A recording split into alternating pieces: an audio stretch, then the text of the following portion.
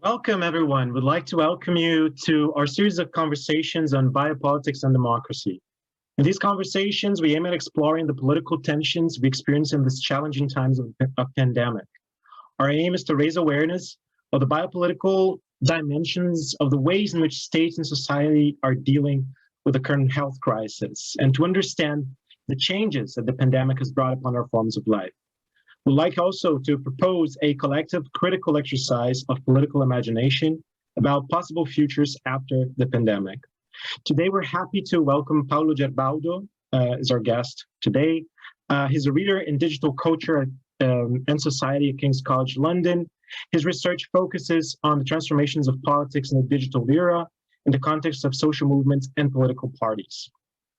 He's the author of Social Media and Contemporary Activism, a critical study of the impact of social media on the wave of movements of 2011, and the Digital Party, which explored the transformation of political parties in the digital era, looking at new formations such as the Five Star Movement and Podemos.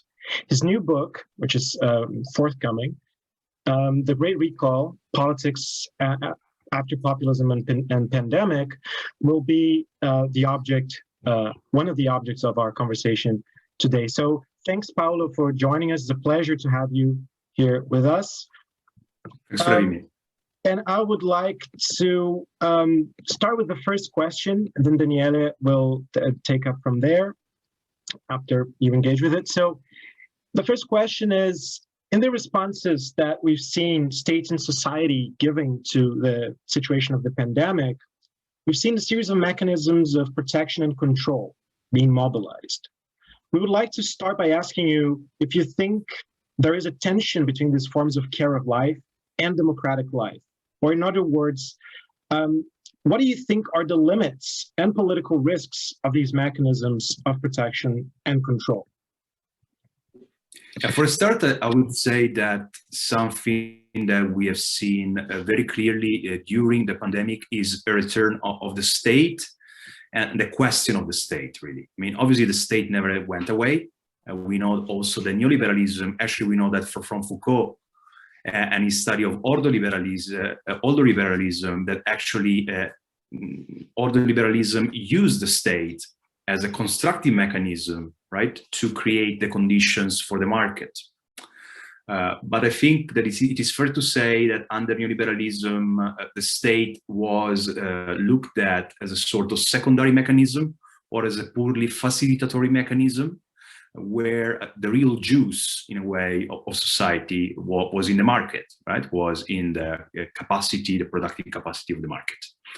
And I think that now really there's been a reorientation in political discourse. I speak of a neo-statism, in a way, overcoming neoliberalism as the meta-ideological horizon, right? Not as a kind of left or right ideology, but precisely as neoliberalism acted as a meta-ideological horizon for both the center-left and center-right. It now looks as if neo-statism is progressively taking that role, right? Also in view of coming emergencies, also in view of a number of social threats against which the common sense is that society has to be protected, right? To quote Foucault again on that.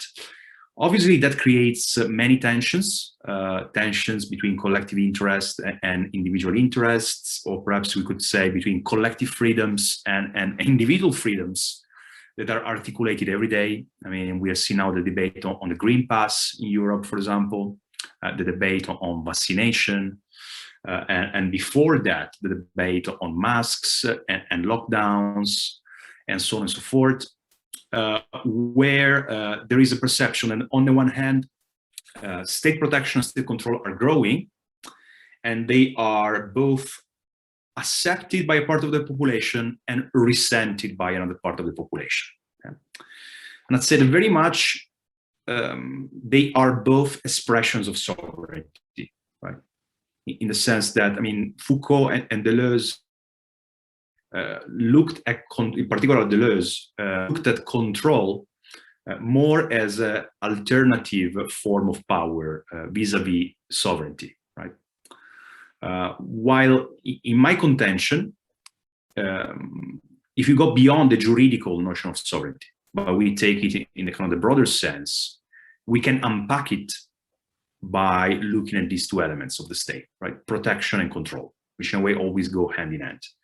And often you see that while certain mechanisms of social protection are quite widely accepted, the forms of control they carry in tow necessarily, they tend to be more resented. Yeah? We can think about pandemic controls. We can think about, again, a mechanism like the Green Pass with the QR codes, right?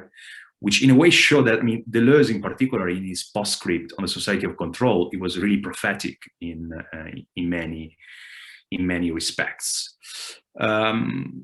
Now, indeed, there is a trade-off, right, between these two things, and there are risks in terms of the way in which this demand for new collective solidarity and for new forms of protection can risk stifling democracy and can risk facilitating a new authoritarianism. I think that that's a risk that is quite present, but at the same time, I think that something interesting about the pandemic is that it revealed that the new right that we considered authoritarian for a long time is actually more inclined to libertarian motifs, right? There is something that a columnist of the Financial Times actually made the case for. So I think it is a very difficult terrain on which to orientate ourselves, right? And sometimes, as in many other things, I think with politics these days, a risk is a sort of moral absolutism when it comes to these questions, right? In a sense, I mean, being in favor of the Green Pass or against the Green Pass, instead of understanding the kind of broader canvases on which these questions play out. Great, thank you.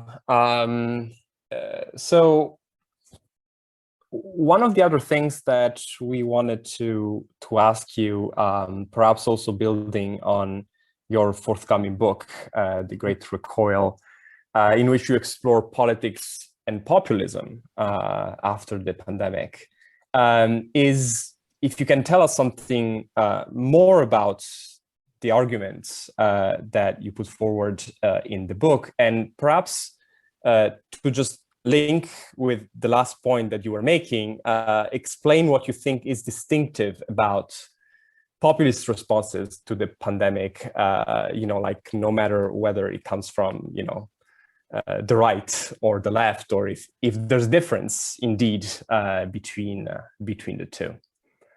Yeah, I mean, so the main argument really is this idea of a transition from neoliberalism to neo-statism.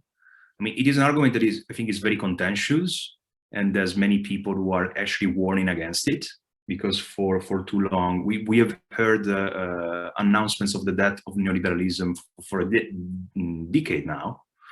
And already in the aftermath of 2008, I mean, everyone was convinced that it was over.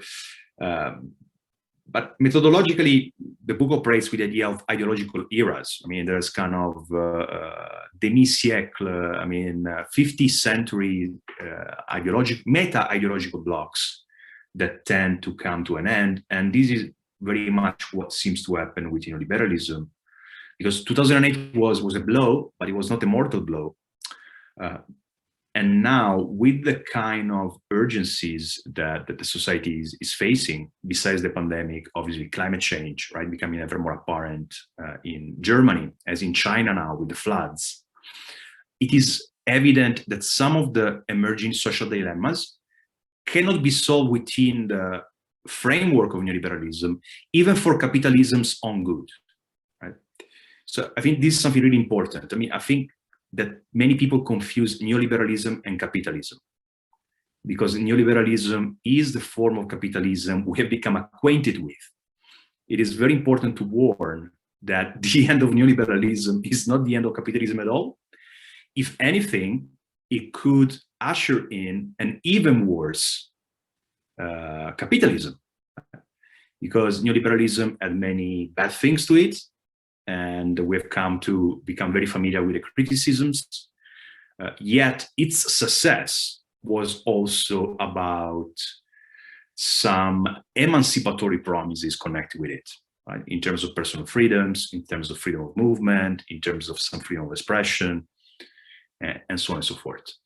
So this neo-statism that is now emerging is partly, as it happens at the end of any ideological era, a sort of inversion of neoliberal motives. Right? Because if we read the founding text of neoliberalism, and I had basically to read them for this book, talking about Hayek, Mises, Friedman, and all of them, it is clear the kind of enemy number one is indeed the state, is indeed sovereignty, because it is felt as a cage that is imprisoning social spontaneity and social energy. And therefore, the idea was we need to kind of unlock it, unlock the bolts, and allow this spirit to just go out in the world and create prosperity, and so on and so forth. While now, all these new emphasis on protection and control is precisely the kind of language that neoliberals would have hated, right? In the sense it feels paternalistic, it feels like collectivistic, right? It feels authoritarian, right? Now, I think that it needs to be recognized that there are some forms of state authority and political authority that are in a way inescapable, right? They can be managed in different ways. But the risk is that when these processes are kind of left out of the picture, actually they present themselves in redoubled form, right? Precisely as a way to kind of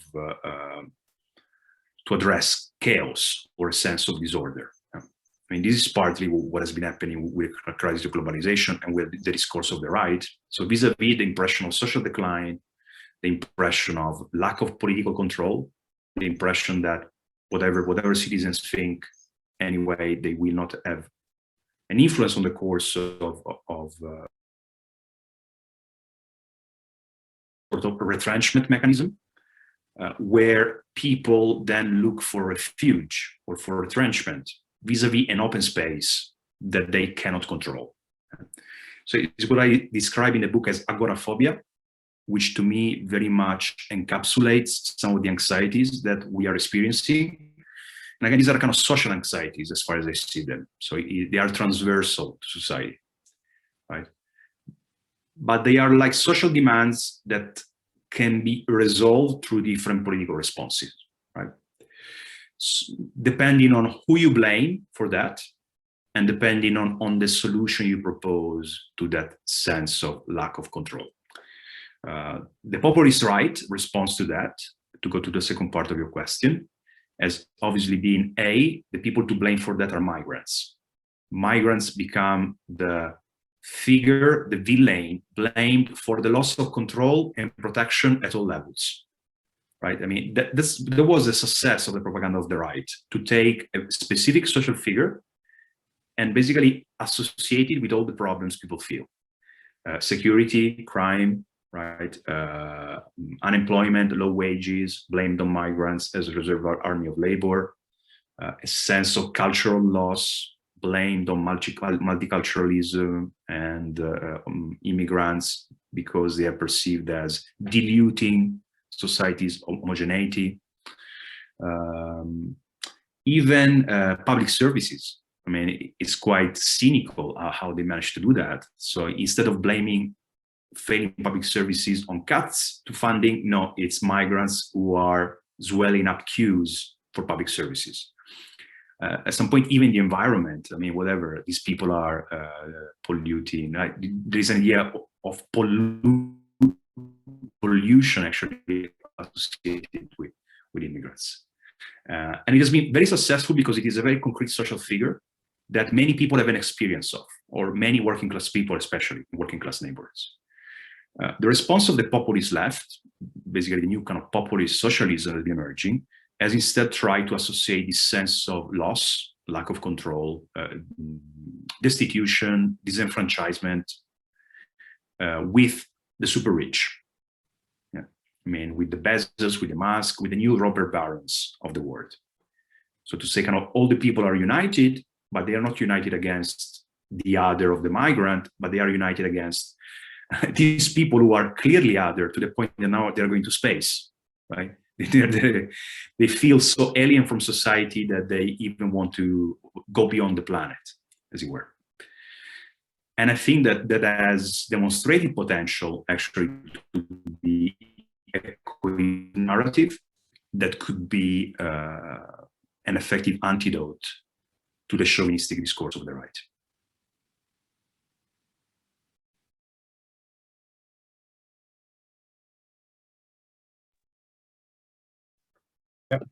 Thank you. That's very interesting. Sorry, I was muted. Now, just our next question regards an aspect that we are also interested in developing on the project, and maybe it's also relevant for you and in your research, which is the aspects of critique, the transformations of critique that are taking place during the pandemic. So the question to you would be, do you think that the pandemic has impacted or will impact forms of critique, political organization, and protest? Yeah, definitely it already has, in contradictory ways, in the sense that, I mean, if we take it kind of really empirically, during the pandemic, we have seen two main strands of mobilization. On the one hand, the anti-lockdown, anti-mask, anti-pandemic movements. That in a way, what they promise is we are going to go back before the pandemic. Right? That's what they are basically promising. They've been very varied, but in a way they share this sense of fundamentally the very basic narrative. At the bottom of it is this is engineered, or there are some forces who are trying to exploit this, and they're trying to exploit it in order to deprive us of freedoms, and are trying to exploit it in order to change the world. Yeah? It's quite curious. In a way, it recuperates some anti-globalization discourse of alienation, and then articulates it in a way that is mostly quite reactionary, we'll say. Though the composition of it is quite varied, right? I mean, there are also leftists in these movements. There is a bit of a red-brown coalition sometimes in these formations. The second strand, most clearly, is the anti-racism, is the egalitarianism of Black Lives Matter, is the egalitarianism of LGBT movements, and also some egalitarianism of labor movements emerging, who basically what they're saying is, no, actually the pandemic is not a moment of exception. The pandemic is simply an intensification of tendencies that were already well entrenched before and are now coming fully to light. Be it in terms of police violence, as with Black Lives Matter protester, or be it in terms of worse conditions for workers, with the super rich becoming ever richer, or be it in terms, for example, of women suffering even worse domestic violence situations because they're forced to be with their husband at home for a long time during the lockdown, right? So it is in a way a sort of moment of revelation, the pandemic, more than a moment of suspension of the course of history. That is precisely in the crisis that problems that were already there, but were in a way covered under the routine of the everyday, are pushed to such extremes that then they become impossible not to address, right? Impossible not to face, right? And I think also it's quite interesting there that there is a sort of rhetoric that is part of the common sense, but is also articulated more progressively, of repair, right?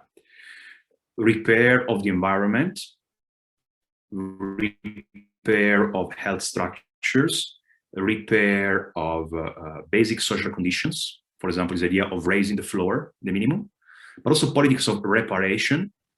For example, in the context of Black Lives Matter, like in the sense that the history of slavery demands that, for example, I think recently it was Jamaica, where there was debate asking reparations from the UK, right, for colonization. In a way, it is one of those historical moments where, curiously, and that's a bit also one of the other theses of the book, it's a moment also of looking back, right? But not looking back as necessarily something nostalgic, right? Or as necessarily an evolution.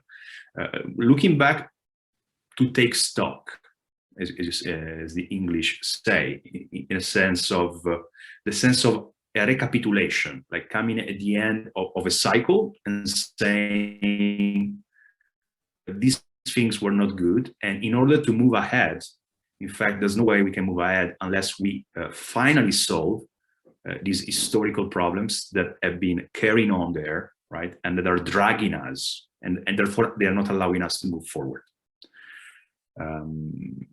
Also, this idea of like rescue, recovery.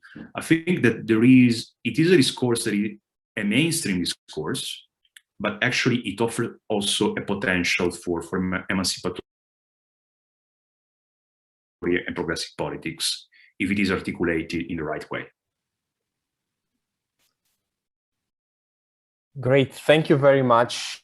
That's so interesting. Also, when I was listening to you, I was thinking about